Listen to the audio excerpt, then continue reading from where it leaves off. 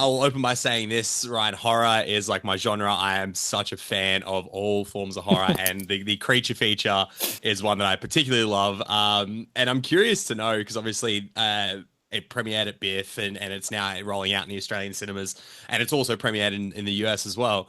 This is a movie that is universally a creature feature, but there's these inherent quirks of Australianisms with the kangaroo and the outback town as well. I'd love to know sort of what the reactions have been between Australian audiences and US audiences for this film. Uh, I'd love to say that I got over to the US to look at the difference of response. Mm. I haven't had the chance in person. Maybe one day, but I mean, you've probably heard this before. Like Americans, largely the rest of the world, largely, and I did experience this with the short film. There's something, as you mentioned, I think a little bit kitschy about Australia. Yeah, for Our sure. animals, how dangerous it is, and especially with the short film, I first noticed it when I got to travel to the States and Europe with the short Waterborne, and people they just kind of go crazy for something as ridiculous as a killer kangaroo. Most of the time they see it, it's a very cute marsupial. So when you transform that into a sort of homicidal, beast. Yeah. There's something about that I mean, you either hate the idea of it because it's a B movie schlock idea, or you love how ridiculous it is. And I've been fortunate enough to see people that have loved how ridiculous it is. So, yeah, it's played really well. I actually spoke to a mate who saw the film in the drive-in just the other day down here in Melbourne, and yeah, he said that it played really well in the drive-in. It feels like a good drive-in. I was gonna say that That seems like old the school perfect sort of place to watch creature it. feature. Yeah, that's right. Yeah. Oh, that's unreal. And I'm glad people are responding to it because it is so much fun. But I'm glad you mentioned the short film too, because I'm curious to know what the evolution was like for you from short to feature. Was there always the idea to expand Waterborne into the red, or is that something just evolved over the last decade? Yeah, I started making short films. The idea of making horror short films was something that was it just always seemed like a good idea, right? A lot of people do that. It's a very well trod path. I think because the horror genre audience is very loving. They're very generous, and they're very keen. So making a lot of indie horror films as people's first films is a very common thing. I think because they're, like I said, they're generous, they're forgiving. So the idea of making a short film to go into a feature was always kind of the rough idea. Sure. It's kind of like the fantasy. You start making short films and maybe you get to make a feature film one day, which is incredible. You realize as you get a little bit older and you make more short films and you hold out hope for that feature film that, I mean, it's nigh impossible these days to get a feature film up. So Sure, I'm yeah. so grateful that, I've had that opportunity. So the short films that I made, yes, that was the plan. Waterborne, actually, we were going to look at making a sort of micro budget horror after my first short film that was in the zombie world called Numurkah, set in my hometown. And then someone suggested that what we probably should do is let's focus our energies on a short film that could be a proof of concept, which again is a very common sort of pathway these days. So Waterborne was absolutely that. We set out to make a proof of concept. Let's see if we could sell this idea of a zombie kangaroo. And yeah, ultimately it took a long time. Still took 10 years, but Yeah. that was absolutely the plan. Yeah. That's awesome. And I'm guessing the evolution of the story as well, because I guess at the heart of the Red is Maddie's story. There's actually this really human grounded story about someone who's sort of wanting to honor her father's legacy, but there's the hurdles of that as well. I'm curious to know sort of how that story came about and the importance to you of having this emotional element to what is a schlocky, gory zombie kangaroo film. Yeah. Well, you're right, man. I mean, it's we always knew that, and the experience of the short was that people respond to the concept, right? They like the idea of that B movie vibe, and that's cool and that's fun. But as as a writer who's got older over the years of writing, films and trying to get films made, and particularly with my co-writer Richard, who we've written everything for the last sort of 20 years together, it was important for us to sort of try to have a little bit more meat on the bones. Sure. So the film quickly became thematically kind of, about grief and some of the lies that you get told growing up and what that does to you. Yeah. Sounds very heavy, right? But we knew that we were always offsetting it because there's this crazy creature running around ripping people to shreds, in town. So that was always something that we thought was important to have in the film, in all the stuff that we do. It wasn't until the last sort of iteration though that really Maddie presented as the character, and that being her journey. We'd actually written a couple of other versions where there was different characters, different settings, where a zombie kangaroo might come to town. The red too. You never know. Well, you never know. Yeah. That's unreal. Like I said earlier, I'm such a fan of horror, and one of the things that I think is key to the genre, and something I've been lucky to talk about with other horror directors over the years, is the importance of sound design in horror. It's almost like horror doesn't work unless the sound design is awesome. And you've got in this film, it's not just the slashing and the gore and all those sound effects, but it's like the sound of the kangaroo as well has this real menacing vibe to it. I'm curious to know how important, firstly, sound design is to you, and what was that collaboration like with your sound team and sort of finding that perfect mix for the sound of Rippy. Yeah, cool, man. No, I appreciate you pointing it out because it's such a big part of trying to construct a film, especially when you're in the low budget world. You'd love to sort of embrace the idea and have 5 kills a minute and have incredible Rippy just going nuts and just constantly give the people what they want.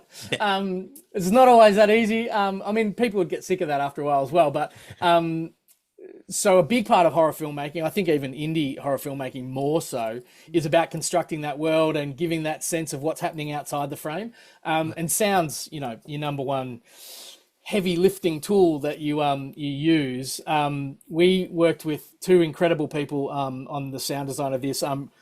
Brian, who also was the composer, sort of headed up the sound team, and then Sasha as our sound designer. We did a lot of work designing what the sound of the bush would feel like, and then what Rippy would feel like in that. And a lot of conversations, a lot of planning, a lot of listening to the weird and wonderful sounds of Australian animals. Like the kangaroo sounds bizarre by itself. Like it's got a grunty bark, sort of growly thing happening. We used koalas, possums as well. The Tasmanian devil, I think we referenced as well in there.